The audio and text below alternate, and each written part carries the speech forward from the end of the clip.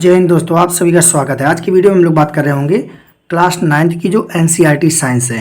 आप सभी लोग देख सकते हैं, ये हमारे चैप्टर हैं। तो यहाँ पे हम लोग बायोलॉजी शुरू करेंगे क्योंकि टेक्नीशियन के एग्जाम में सबसे ज़्यादा वेटेज बायोलॉजी का रहने वाला है। तो हर एक एग्जाम अगर आप देखें रेलवे के हिसाब से तो बायोलॉजी के काफ़ी प्रश्न पूछे जाते हैं। तो सबसे पहले हम लोग बायोलॉजी का ही शुरुआत करेंगे, बायोलॉजी का ही टिक लगवाएंगे। तो जो हमारा 5वां चैप्टर है जीवन की मौलिक इकाई और ऊतक, जीवमय विविधता, ये 3 चैप्टर हमारे बायोलॉजी के दिए हुए हैं। तो सबसे पहले हम लोग इनको कवर करा लेते हैं जिससे कि आप लोगों को कोई भी समस्या ना आए। चलिए हम लोग शुरुआत करते हैं। आज जो 5वां चैप्टर है जीवन की मौलिक इकाई से। देखिए, ये मैंने निशान पहले से ही आप लोगों को लगा लिया है। तो जीवन की मौलिक इकाई में आप लोगों को पहले क्या पढ़ना है, जैसे कार की पतली काट के अवलोकन पर रॉबर्ट हुक ने पाया कि इनमें अनेक छोटे छोटे प्रकोष्ठ हैं जिसकी संरचना मधुमक्खी के छत्ते जैसी प्रतीत होती है। ये है। और उसके बाद 1665 में हुक ने इसे स्वनिर्मित सूक्ष्मदर्शी से देखा था। रॉबर्ट हुक ने इन्हें प्रकोष्ठकों को कोशिका कहा। कोशिका लैटिन शब्द है जिसका अर्थ है छोटा कमरा। उसके बाद फिर आपको ये कुछ भी नहीं पढ़ना है। उसके बाद ये संयुक्त सूक्ष्मदर्शी, क्योंकि बहुत सारे ऐसे प्रश्न हैं जो फिगर से पिछली बार बने थे। तो इसमें आपको जैसे बहुत बार पूछ देता है घूर्णी पेज के बारे में पूछ देता है, क्लिप पूछ देता है, और ये जो सूक्ष्म संयोजन है और दर्पण है, ये 3-4 पॉइंट हैं जो हमेशा एग्जामों में पूछे गए हैं। तो आप लोगों को इनको देख लेना है। उसके बाद हम लोग अगले पेज पे चलते हैं। अगले पेज पे प्याज की झिल्ली की कोशिकाएं एक समान है, प्याज के आकार से इसका कोई संबंध नहीं है। तो ये कोशिकाएं हैं, ये किस तरीके से होती हैं, तो ये आपको पढ़ लेना पॉइंट। जब एक बार ऊपर से पढ़ लेंगे तो ये आपका क्लियर हो जाएगा। उसके बाद आप इस पर निशान लगा लेना। साथ ही शल्ककंद प्याज की मूलभूत इकाई है, तो इन संरचनाओं को कोशिका कहते हैं। उसके बाद कुछ जीव एक कोशिकी भी होते हैं। कोशिका स्वयं में ही एक संपूर्ण जीव जैसे अमीबा, क्लैड्योमोनास, पैरामीशियम तथा बैक्टीरिया हो सकते हैं। तो ये एक कोशिकी है। इन सजीवों को एक कोशिकी जीव कहते हैं। इसके अतिरिक्त बहुकोशिकी जीव होते हैं। तो बहुकोशिकी जीव कौन कौन से हैं? फंजाई, पादप और जंतु। तो आप लोगों को इतना पढ़ लेना है। साथ ही प्रत्येक बहुकोशिकी जीव एक कोशिका से ही विकसित हुआ है। ये पॉइंट इंपॉर्टेंट है। उसके बाद हम लोग बात कर लेते हैं कि कोशिकाओं को सबसे पहले पता रॉबर्ट हुक ने 1665 में लगाया। ल्यूवेनहॉक ने 1674 में सबसे पहले सूक्ष्मदर्शी से तालाब के जल में जीवित कोशिकाओं का पता लगाया। तो ये भी पूछ देता है जीवित कोशिकाओं का पता किसने लगाया था? एंटोनी वान ल्यूवेनहॉक ने। उसके बाद रॉबर्ट ब्राउन ने 1831 में कोशिका में केंद्रक का पता लगाया। पुरकिंजे ने 1839 में कोशिका में उपस्थित तरल जैविक पदार्थ को जीव द्रव का नाम दिया। तो जीव द्रव का नाम किसने? पुरकिंजे ने दिया। ये कुछ इंपॉर्टेंट पॉइंट है। स्लाइडन तथा स्वान ने कोशिका सिद्धांत के बारे में बताया।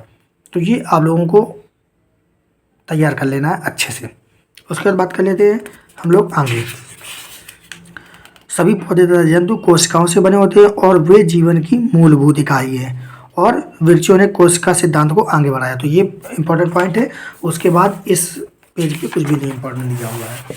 साथ ही जो हमारा अगला चैप्टर है, तो यहाँ पे आप लोग क्या करें, जैसे अंडाणु है, शुक्राणु है, वसा कोशिका है या तंत्रिका कोशिका है, थोड़ा सा फिगर देख लेना। वैसे जब इनका चैप्टर आएगा तो वहाँ पे जरूर अच्छे से समझाया गया होगा।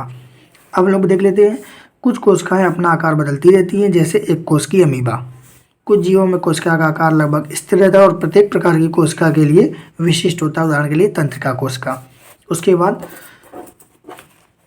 जो अगला पॉइंट है, हृदय रुधिर को पंप करता है तथा आमाशय भोजन का पाचन करता है। ध्यान रखना, इसी प्रकार एक कोशिकी में भी श्रम विभाजन होता है।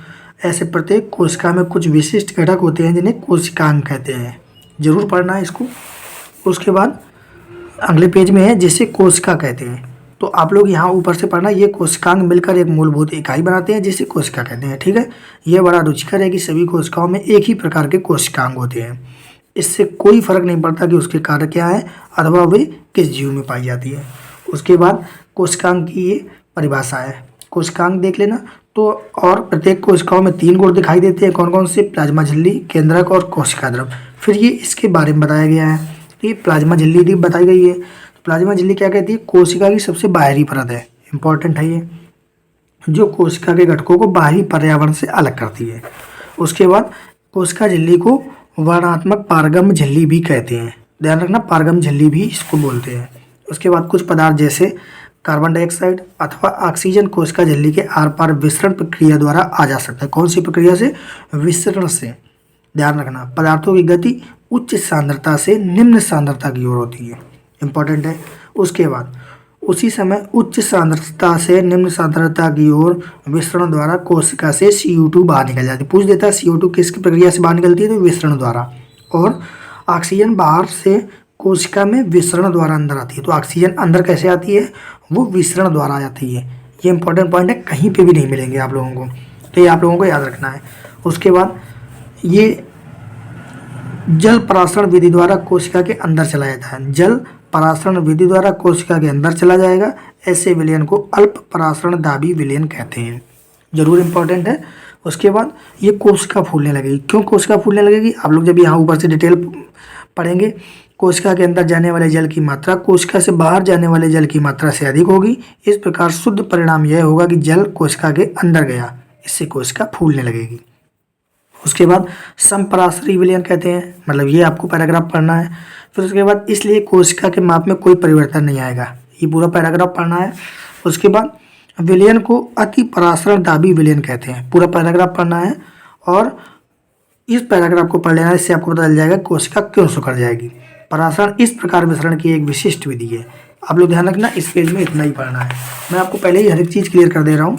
साथ ही ये एक इंपॉर्टेंट पॉइंट है, सूखी किस्मिस अथवा खुबानी को केवल जल में रखो और उससे कुछ समय के लिए छोड़ दो। उसके बाद उसे शक्कर अथवा नमक के सांद्र विलयन में रख दो। तो इसका जो थ्योरी है वो आपको आगे मिल जाएगी। उसके बाद एक कोश की लमर जलीय जीवों तथा अधिकांश पादप कोशिकाएं परासरण द्वारा जल ग्रहण करती हैं। ध्यान रखना, एक कोश की और अलवणीय जलीय जीवों द्वारा अधिकांश पादप कोशिकाएं परासरण द्वारा जल त्याग करती हैं, जल ग्रहण करती हैं। पौधों के मूल द्वारा जल का अवशोषण होता है। और आप देख लेना मॉक टेस्ट में, टेक्स्ट बुक हो कहीं पे भी हो, कि जो जल का अवशोषण है वो किससे होता है, तो पौधों की जड़ों में जो मूल पाए जाते हैं उनसे होता है। और ये प्रश्न पूछे भी गए हैं। एक प्रकार कोशिका के जीवन में विसरण जल तथा गैसों के आदान प्रदान की प्रक्रिया में महत्वपूर्ण भूमिका निभाता है। उसके बाद आपको ये पॉइंट पढ़ना, प्लाज्मा झिल्ली लचीली होती है और कार्बनिक अणुओं जैसे लिपिड तथा प्रोटीन की बनी होती है। फिर आपको प्लाज्मा झिल्ली की रचना हम केवल इलेक्ट्रॉन सूक्ष्मदर्शी से देख सकते हैं, एंडोसाइटोसिस कहते हैं। जब ये आप पैराग्राफ पढ़ोगे तो एंडोसाइटोसिस आ जाएगा। अमीबा अपना भोजन इसी प्रक्रिया द्वारा प्राप्त करता है। उसके बाद आपको पढ़ना है कोशिका भित्ति। कोशिका भित्ति में पादप कोशिकाओं में प्लाज्मा झिल्ली के अतिरिक्त कोशिका भित्ति भी होती है। पादप कोशिका भित्ति मुख्यतः सेल्यूलोज की बनी होती है। यह पौधों की संरचनात्मक दृढ़ता प्रदान करता है। इतना पढ़ना है। इस घटना को जीव द्रव कुंचन कहते हैं। ये आप पैराग्राफ जब पढ़ेंगे तो पूरा ये समझ में आ जाएगा। उसके बाद ये क्लोरोप्लास्ट आप लोगों को पढ़ लेना, नीचे देख लेना है कि क्लोरोप्लास्ट क्या होता है। उसके बाद केवल जीवित कोशिकाओं में ही परासरण द्वारा जल अवशोषण की क्षमता होती है, न कि मृत कोशिकाओं में। इंपॉर्टेंट पॉइंट है। उसके बाद कोशिका फूल जाती है, ये आप लोग जरूर पढ़ लेना पैराग्राफ। उसके बाद केंद्रक में क्या होता है, प्लाज्मा झिल्ली अस्थायी स्लाइड होती है। हमने इस झिल्ली पर आयोडीन की बूंद डाली। कई बार पूछ देता है कि प्रैक्टिकल के लिए हम किसका यूज करते हैं, तो आयोडीन की बूंद का यूज करते हैं। साथ ही सेफ्रानिन अथवा मेथिलीन ब्लू विलयन का भी उपयोग कर सकते हैं, ध्यान रखना। और प्याज की कोशिका को देखा था, ये एग्जाम्पल है। उसके बाद आगे दिया हुआ है कि आप कोशिका के मध्य में एक गहरे रंग वाली गोलाकार अथवा अंडाकार डाट की तरह की संरचना देख रहे हैं। इस संरचना को केंद्रक कहते हैं।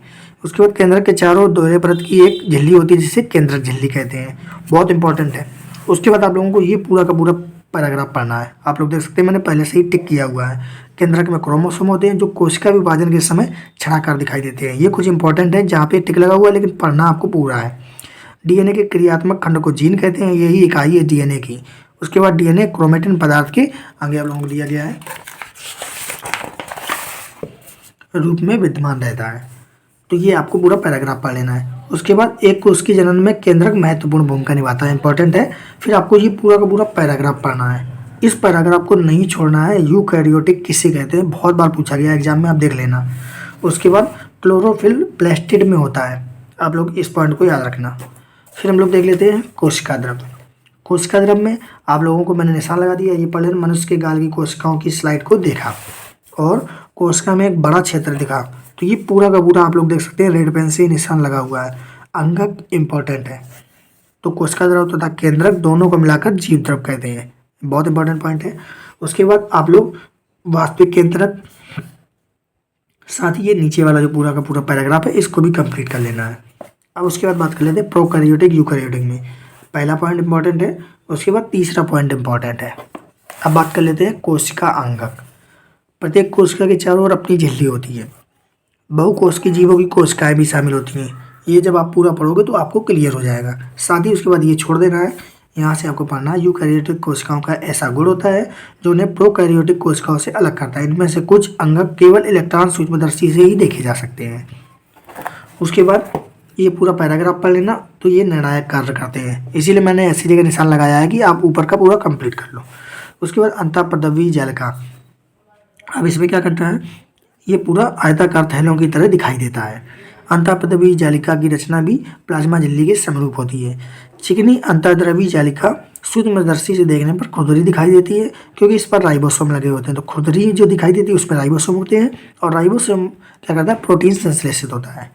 फिर SER वसा तथा लिपिड अणुओं के बनाने में सहायता करती है। ठीक है, फिर ये आप लोगों को पॉइंट दिया हुआ है। अब उसके बाद ये फिगर है हमारा जंतु कोशिका का, जरूर ध्यान रखना है, ये फिगर हमें नहीं छोड़ने हैं अभी। ये आपके निशान लगे हुए हैं, आप लोगों को ये निशान लगा लेने, मतलब पूरा का पूरा पैराग्राफ ये आपको तैयार करना है। फिर आया था गाल्जी उपकरण, कैमलो गाल्जी द्वारा गाल्जी उपकरण बनाया गया था। उसके बाद ये पादप कोशिका का फिगर आप लोगों को दिख रहा होगा, तो ये पूरा का पूरा तैयार करना है। और ER में संश्लेषित पदार्थ गाल्जी उपकरण में पैक किए जाते हैं। ठीक है, उसके बाद सामान्य शक्कर से जटिल शक्कर बनाती है, ये आपको पैराग्राफ पढ़ लेना। गाल्जी उपकरण के द्वारा लाइसोसोम को भी बनाया जाता है। ठीक है, जहाँ पे मेरा रेड पॉइंट लगाया उसको जरूर ध्यान रखना। लाइसोसोम पौधों में नहीं होते हैं, पाचक एंजाइम होते हैं, इतना पढ़ना है। उसके बाद ये निशान लगे हुए हैं, आप लोग देख सकते हैं, क्योंकि इसमें डिटेल ज़्यादा है, और डिटेल ज़्यादा होने की वजह से वीडियो बहुत ज़्यादा लंबा हो जाएगा। तो मैं आपको निशान दिखा देता हूँ, जिससे कि जल्दी आप ख़त्म कर लो और अपने बुक में टिक कर लो, या इसी वीडियो पे पढ़ लेना। साथ ही ये देख सकते हैं आप लोग निशान लगे हुए हैं। फिर उसके बाद यहाँ आपको कुछ भी नहीं पढ़ना है, ये सॉरी खोज तंत्रिका तंत्र से संबंधित है, ये भी पढ़ लेना है। और ब्लैक रिएक्शन के नाम से जाना जाता है, तो ब्लैक रिएक्शन क्या है ये इंपॉर्टेंट है। उसके बाद नीचे कुछ भी नहीं पढ़ना है आपको। फिर माइटोकांड्रिया कोशिका का बिजली घर है, इम्पॉर्टेंट, इतनी लाइन पढ़ लेना। और माइटोकांड्रिया में ATP के रूप में ऊर्जा प्रदान करते हैं। फिर उसके बाद ये पूरा का पूरा पैराग्राफ आपको पढ़ लेना है।